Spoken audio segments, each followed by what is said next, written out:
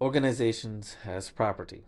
Families, clubs, churches, cooperatives, trusts, charities, and the state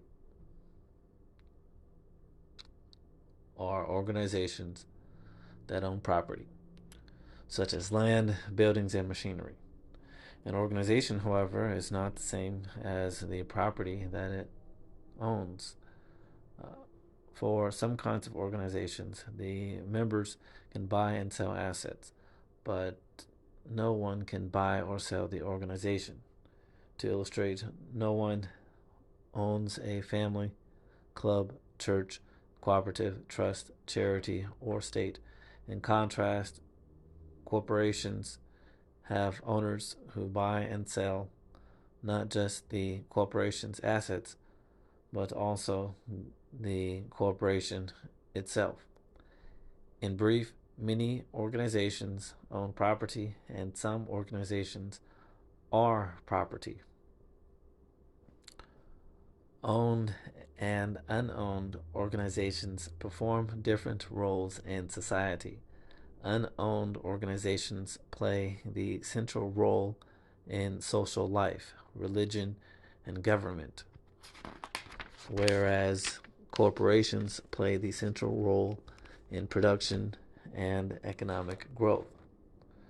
We will explain the connection between the difference in ownership and the difference in function.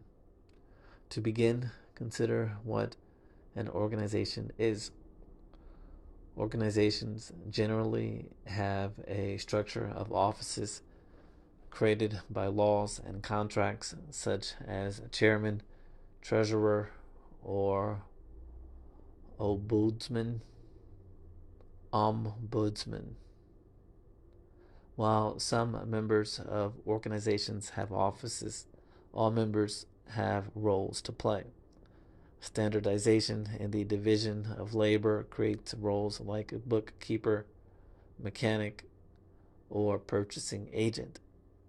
By supplying a structure of offices and roles, an organization coordinates the behavior of its members so that it can pursue goals.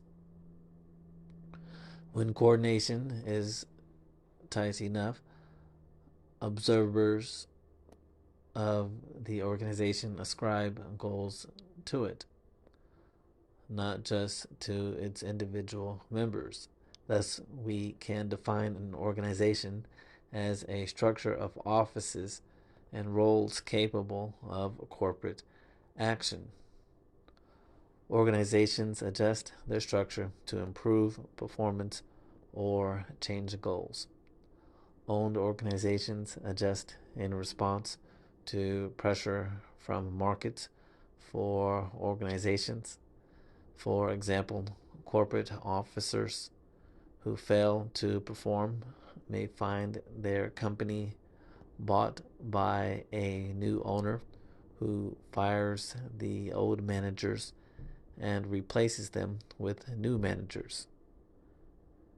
In contrast, an unowned organization avoids pressure from the market for organizations because no one can buy or sell it.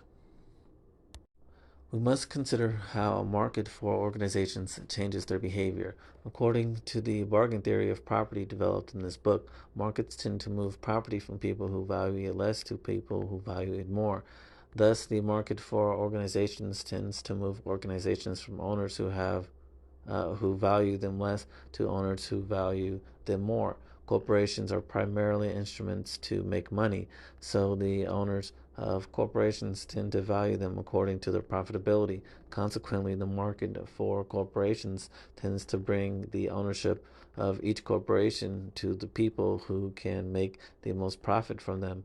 Under ideal conditions described in the model of perfect competition, profitability measures the social value created by the corporation. When reality approximates these conditions, the market for corporations maximizes the nation's wealth by transferring ownership to the people who can run corporations most profitably.